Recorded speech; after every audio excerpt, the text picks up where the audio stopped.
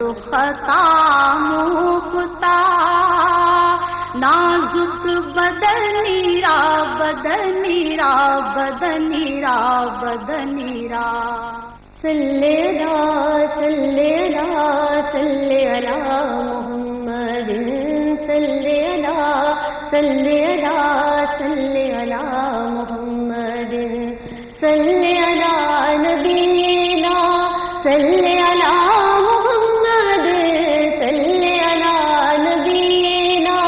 صلی علی محمد صلی علی شفیعنا صلی علی محمد صلی علی صلی علی صلی علی محمد صلی علی صلی علی صلی علی محمد. بامدر مہکے ہوئے ہیں ان کے ذکر پاک سے، بامدر مہکے ہوئے ہیں ان کے ذکر پاک سے، چار سو پھیلی ہوئی ہے آج خوشبوئے درود. السلام علیکم ورحمۃ اللہ وبرکاتہ. ناظرین محترم، آپ دیکھ رہے ہیں ربیع الاول کے سلسلے کا خصوصی پروگرام خوشبوئے درود.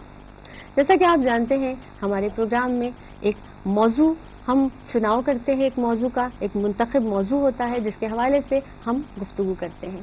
آج جس موضوع کا ہم نے انتخاب کیا ہے وہ ہے درود ابراہیمی. درود ابراہیمی دراصل ہے کیا؟ درود ابراہیمی یقیناً وہ درود جو ہم نماز میں پڑھا کرتے ہیں اور اس کے بغیر نماز نامکمل ہے. اس درود کی کیا اہمیت ہے، کیا فضیلت ہے، اس حوالے سے انشاءاللہ تعالی ہم اپنے پروگرام میں گفتگو کریں گے. ہمارے ساتھ شریک گفتگو ہیں بہت ہی مشہور و معروف شخصیت. یقیناً آپ کا تعارف کسی حوالے سے، مذہبی حوالے سے، دینی حوالے سے، چونکہ آپ کا تعلق درس و تدریس سے ہے شیخ زاید اسلامی سینٹر میں، آپ یونیورسٹی آف کراچی آپ تدریس کے فرائض انجام دے رہی ہیں. بہت ہی خوبصورت انداز سے، بہت ہی مدلل انداز سے گفتگو فرماتی ہیں. علم و آگہی کا سمندر ہے آپ کے اندر. بہت ہی وسیع مطالعہ سیرت النبی صلی اللہ علیہ وسلم کے حوالے سے رکھتی ہیں پروفیسر جہانارا لطفی صاحبہ. السلام علیکم ورحمۃ اللہ. السلام ورحمۃ اللہ.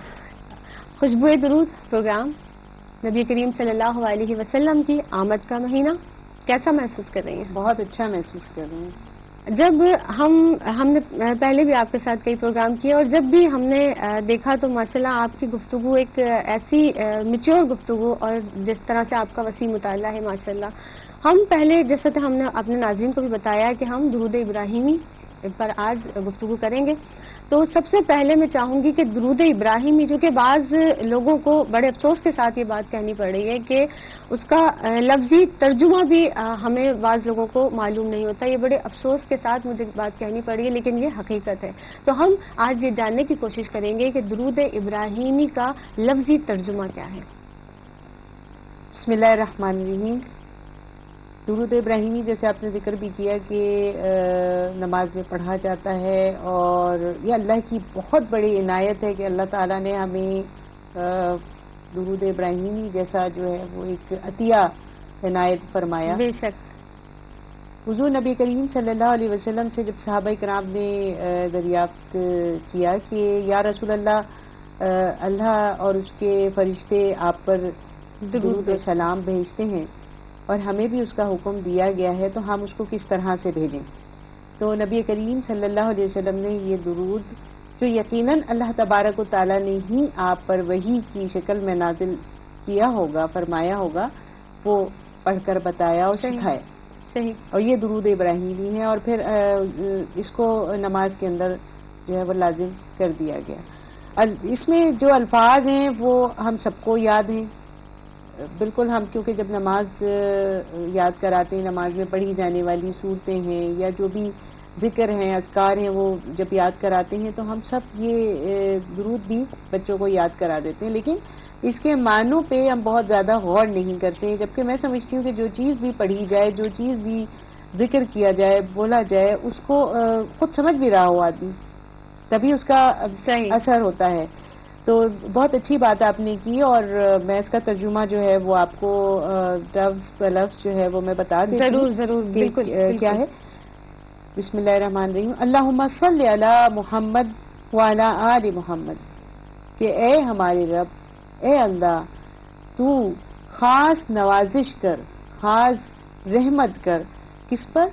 علی محمد، محمد صلی اللہ علیہ وسلم پر، وعلی آل محمد، اور آل محمد پر، سبحان اللہ، کما صلیتا، جیسا کہ تو نے نوازشیں کی، رحمتیں نازل کی، علی ابراہیم، جیسے تو نے ابراہیم پر، وعلی آل ابراہیم، جیسے تو نے آل ابراہیم پر رحمتیں نوازشیں کی، اسی طرح سے۔ کما کا مطلب ہے جیسا کہ، اس کا مطلب یہ ہمیں سمجھ میں آیا کہ آل ابراہیم پر اور حضرت ابراہیم علیہ السلام پر اور ان کی آل پر بھی اللہ تبارک و تعالیٰ نے اسی طریقے سے درود اور سلام کا سلسلہ شروع کیا۔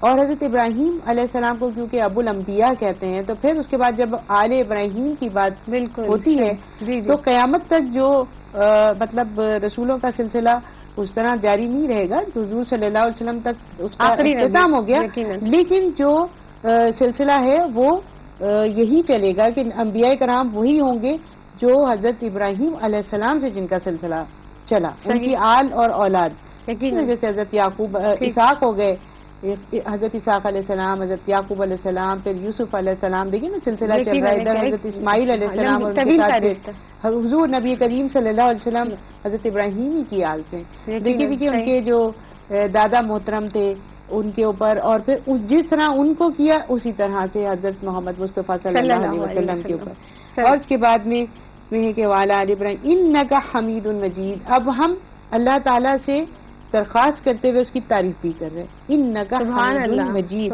کہ بے شک تو جو ہے تمام حمد اور ثنا کا، ستائش کا سزاوار ہے، یعنی تجھے ہی زیبا ہے کہ ساری ستائش اور حمد جو ہے تیرے واسطے کی جائے۔ اس کے بعد میں اللہم بارک، بارک کا مطلب ہے برکتیں دینا۔ سبحان اللہ، اللہ تعالیٰ نے حضرت ابراہیم علیہ السلام کو کتنی برکتیں عطا فرمائی، اور ان کی جو دعا تھی وہ کیسے قبول فرمائی کہ مکے جیسی سرزمین پر جہاں انہوں نے اللہ کا گھر تعمیر فرمایا، اس جگہ پر آپ نے جو دعا کی کہ اس کو برکت والی جگہ بنا دے، اور اس کی رزق و روزی میں اور اس کے مال اور دولت میں اور ہر چیز میں یہاں پر فراوانی عطا فرما دے، تو دیکھیں آج ہم اپنی نگاہوں سے دیکھ رہے ہیں کہ وہ دعا کس طریقے سے اللہ تعالیٰ نے قبول فرمائی۔ تو وہی برکت ہے جس کا ذکر کیا جا رہا ہے اور جس کی اللہ سے درخواست کی جا رہی ہے۔ اللہم بارک علی محمد، کہ محمد صلی اللہ علیہ وسلم پر برکتیں نازل فرما، وعلی آل محمد، اور آل محمد پر برکتیں نازل فرما، کما بارکتا، بارکتا کا مطلب ہے جیسے کہ اللہ تو نے برکتیں نازل فرمائی علی ابراہیم، حضرت ابراہیم علیہ السلام پر۔ آپ دیکھیں کہ ایک واقعے کا میں ذکر کروں گی کہ حضرت ابراہیم علیہ السلام، حضرت اسماعیل علیہ السلام کو جو یہاں حضرت ابراہیم علیہ السلام ابو الانبیاء ہیں، ابو الانبیاء ہیں، انبیاء کے جد امجد، ان کی نسل سے کتنا سلسلہ چلا ہے، کتنے انبیاء اس نسل میں آئے ہیں۔ اور دیکھیں فلسطین کو کہا جاتا ہے کہ انبیاء کی سرزمین ہے، اور وہیں آپ اور آپ کی جو آل اولاد تھی وہی علاقہ ہے، اور سب سے آخر میں نبی کریم صلی اللہ علیہ وسلم، اور نبی کریم صلی اللہ علیہ وسلم جو ہے ایک آپ نے اپنے جو صاحبزادے تھے حضرت اسماعیل، ان کو ایک ایسی جگہ پہ لا کے بسایا جس کی نشاندہی اللہ تبارک و تعالیٰ نے فرمائی۔ تو آپ دیکھیں کہ جی وہاں آپ آئے اور آپ نے کعبے کی تعمیر کی، اور وہاں جو عظیم الشان واقعہ پیش آیا کہ آپ نے اللہ کی رضا کے مطابق اپنے صاحبزادے کی قربانی دینا چاہیے، بیٹے کی قربانی دینا چاہیے، وہ عظیم الشان واقعہ، اور پھر اللہ نے کیا برکت اس کی سلسلے میں اور اس فرمایا، نتیجے میں یہ برکت عطا فرمائی کہ اس کی جگہ پر، ان کی جگہ پر ایک دمبا یا ایک بھیڑ بھیجی، اور رہتی دنیا تک ہمارے لیے اس کو سنت بنا دی، سنت ابراہیمی۔ تو یہ برکت ہے، آپ دیکھیں کہ یہ اس کو کہتے ہیں برکت، اور آل اولاد میں اتنی برکتیں ہونا کہ دیکھیے نبی در نبی، نبی نبی، اور پھر نبی کی آل اولاد، تو وہ برکت کا ذکر اس کے اندر ہے، اور اس کی درخواست کما بارکتا، جیسا کہ تو نے برکتیں نازل فرمائی علی ابراہیم وعلی آل ابراہیم انک حمید مجید، بے شک آپ جو ہیں وہ ساری ستائش اور ساری حمد اور ثنا کے سزاوار۔ سبحان اللہ، یہ ہمیں اگر ہمیں ذہن نشین ہم کر لیں تو جب بھی نماز میں ہم پڑھیں گے تو یہ چیز ہمارے ذہن میں رہنی چاہیے۔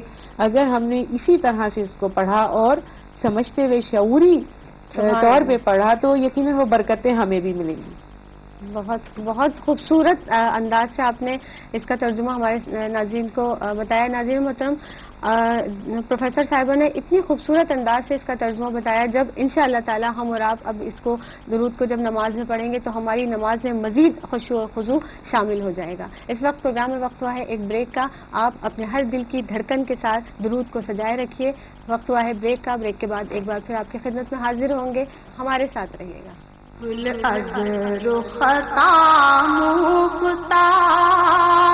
نازک بدنیرا بدنیرا بدنیرا بدنیرا